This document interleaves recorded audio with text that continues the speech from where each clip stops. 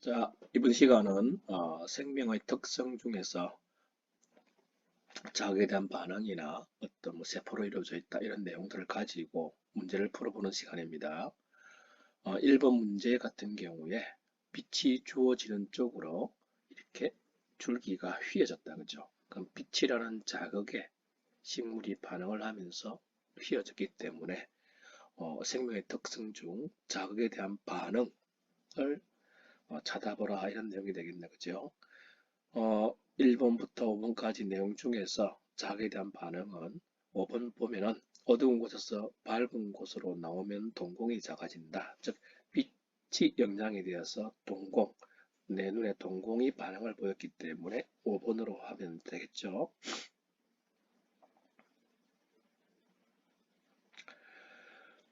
다양한 생명의 특성 중 가장 많이 내는 시험 형태로가 2번 문제입니다.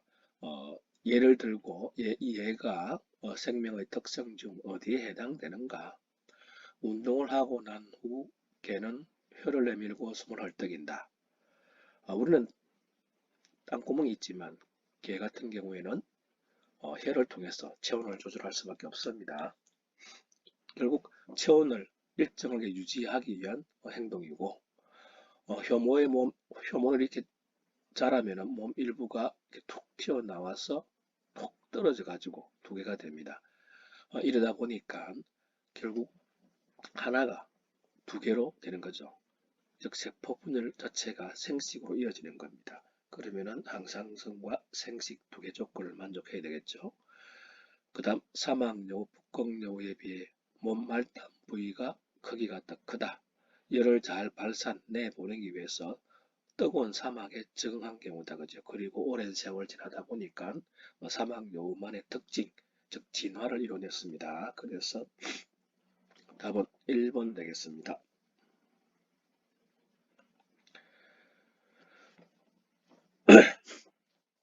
다음은 또 식물의 특성. 자, 어떤 환경, 어느 곳에 사는가에 따라서 그 생물이 환경에 적응하다 보니까 결국은 이겨내겠죠, 그죠?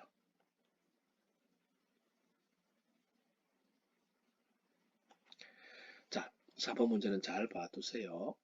생명의 특성을 그 한 개체가 살아가는 데 필요한 특성인가? 아니면 다음 세대, 즉 종족 유지를 위한 특성인가? 구분해서 이렇게 묶음으로 처리한 문제, 개념 형성에 꼭 필요한 내용입니다. 음식을 짜게 먹으면 갈증을 느낀다. 결국은 항상성 조절을 위한 거다, 그죠? 조류는 질소 노폐물을 요산으로 배설한다. 하늘 나는 새가 몸에 물을 많이 가지고 있을 수가 없다, 그죠? 그래서 노폐물을 내보낼 때 물을 적게 내보내는 방법으로 환경에 대해서 자신이 적응했는 결과다, 그죠?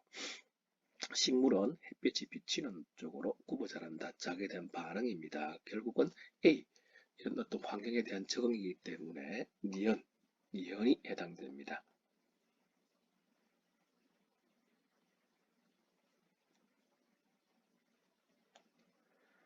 자, 5번도 앞에 4번 문제와 같이 개체 유지와 종족 유지라고 하는 두 개의 큰 개념 가지를 형성합니다. 물질 대사, 생장, 항상성이 한 개체의 생존 유지에 필요한 것이고, 그 다음 한 개체가 영원히 살 수 없다 보니까 이 환경에 대해서 적응을 하고 자손을 낳는 생식, 유전, 이런 진화의 과정을 거치게 됩니다. 이 두 개를 구분했을 때 기호의 A에 해당되는 내용이 무엇인가를 이제 읽어내면 됩니다.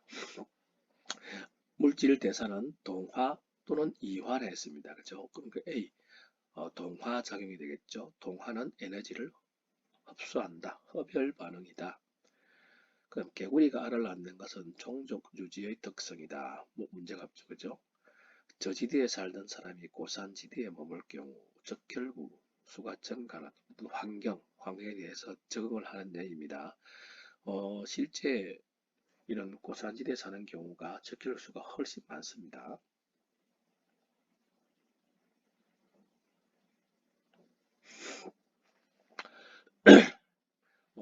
고양이 어두울 때, 밝을 때 동공 크기가 나와 있는데 우리 사람도 마찬가지입니다.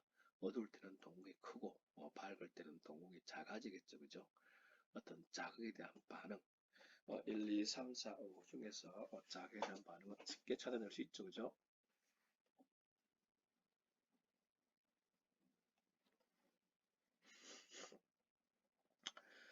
가는 빛이 비치는 방향, 빛이란 자극에 대해서 그쪽으로 줄기자란다. 자극에 대한 반응이 되겠고 나는 효소를 분비하여 털에 붙은 곤충을 소화한다. 물질을 쪼갠다. 물질 대사다. 그죠? 이것도 뭐 쉽게 풀이해냅니다.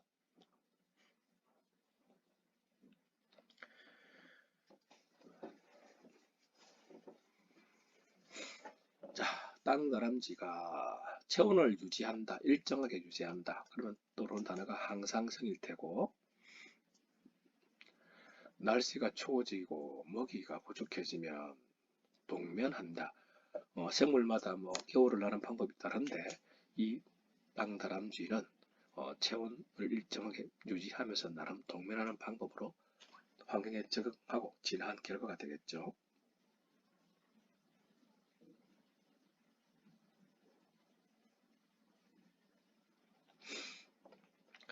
자, 또 중요한 문제가 나왔습니다. 생명의 특성을 설명할 때 꼭 언급되는 게 바이러스입니다. 간은 바이러스고 나는 세균, 원핵세포이지만 나는 세포의 모양을 갖추고 있는 것이고 간은 세포의 모양이 아닙니다. 이런 문제에서 가장 핵심적인 것은 간은 세포가 아니기 때문에 그 수가 증가하는 그림이 나오더라도 세포 분열로 표현할 수는 없습니다. 그렇기 때문에 공통 특성에 들어갈 수가 없죠. 유전물질, DNA가 유전물질이기 때문에 이해는 되겠고 그 다음 독립적으로 물질 대사를 한다. 세포 구조를 갖는 형태는 하나의 세포가 생명체의 구조, 기능의 단위이기 때문에 가능하다. 즉 나는 가능하지만 간은 안 된다. 그죠? 그래서 답은 니은입니다.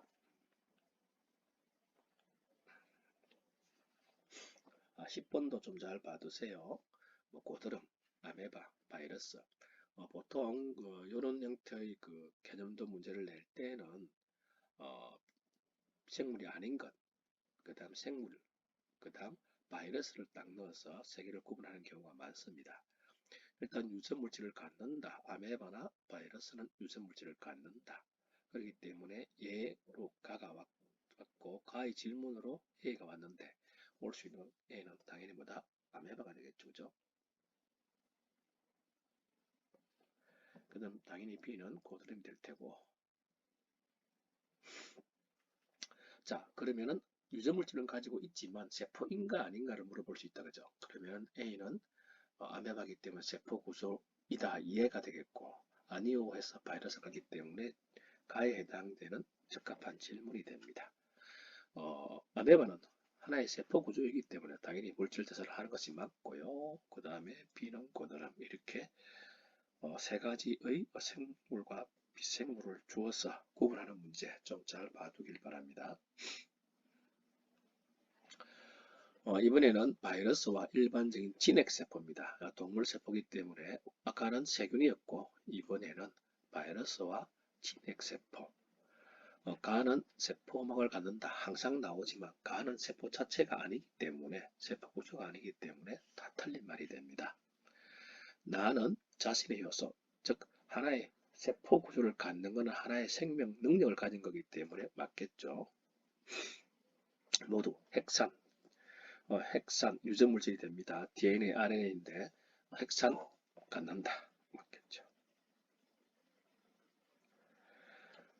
자, 생명인 어머니로부터 생명인 아들이 태어난다. 유전이다. 그죠? 뜨거운 물체에 손이 닿으면 반사적으로 손을 뗀다. 어떤 자극에 대한 반응. 선인장은 사막에 적응하여 잎이 변한 가시를 가진다. 물 손실을 줄이기 위해서 잎을 변화시켜서 가시로 만들었다. 그죠? 어떤 환경의 적응했고 그에 대한 오랜 세월 동안 진화한 결과입니다. 그러면 유전, 자극에 대한 반응, 적응과 진화가 됩니다. 또 나오네요. 그죠? 고양이, 자극에 대한 반응. 그러면 여기서 자극에 대한 반응을 찾아보면 되겠다. 그죠? 3번 되겠네요. 사막여우, 북극여우. 사막여우는 더위에 적응하고 북극여우는 추위에 적응하기 위해서 사막여우는 몸의 말단 부위를 크게 합니다. 반대로 북극여우는 몸의 말단 부위를 적게 해서 체온 손실을 줄이게 되죠. 그죠? 결국 환경에 적응해서 살아남은 케이스다. 그죠? 그러면은 1, 2, 3, 4 중에서 이 환경에 적응한 진화의 즉 5번이 됩니다.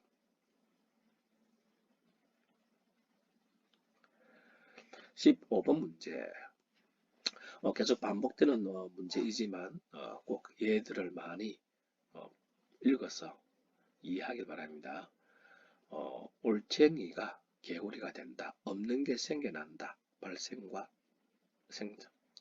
그 다음 빛을 받으면 어두운 곳으로 빛이란 자극에 반응한 행동이기 때문에 자극에 대한 반응. 그래서 4번.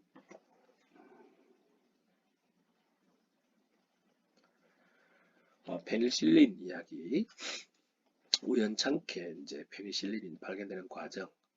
페니실린 물질을 떨어뜨리면 당연히 세균 증식이 이제 어렵겠죠, 그죠? 그런데 이 문제는 뭐냐면은 옛날에는 페니실린 주변에서 세균이 아주 멀리 살았다, 그죠? 한데 최근에는 보니까 페니실린 주변에도 세균이 살고 있네요. 결국은 페니실린을 이겨내는 어떤 세균들이 이제 늘어났다고 볼 수 있겠죠. 자, 먼저 세균의 세포벽 합성, 뭔가 물질을 합치고 분해한다. 그 연구는 물질 대사가 되겠죠, 그죠? 현재는 페니실린에 죽는 세균의 비율이 크게 줄었다. 결국 뭐다? 이 환경에 적응해서 진화하는 예가 됩니다.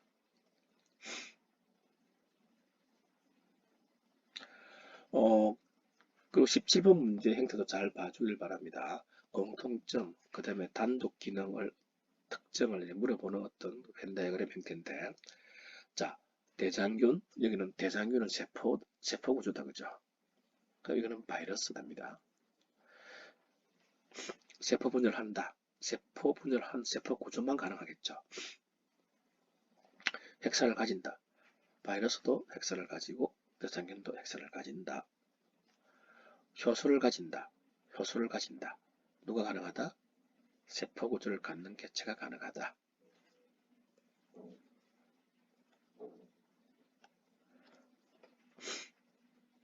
자, 18번 문제는 박테로파지가 대장균에 증식하는 과정의 그림입니다. A. 바이러스입니다. 마지막 그림을 보면 개수가 5개로 늘어나 있지만 이게 세포 분열을 의미하지는 않습니다. 그 다음 B는 대장균. A, B 모두 유전 물질을 가지고 있다. 맞습니다. 그죠? 이것도 좀 잘 봐두세요.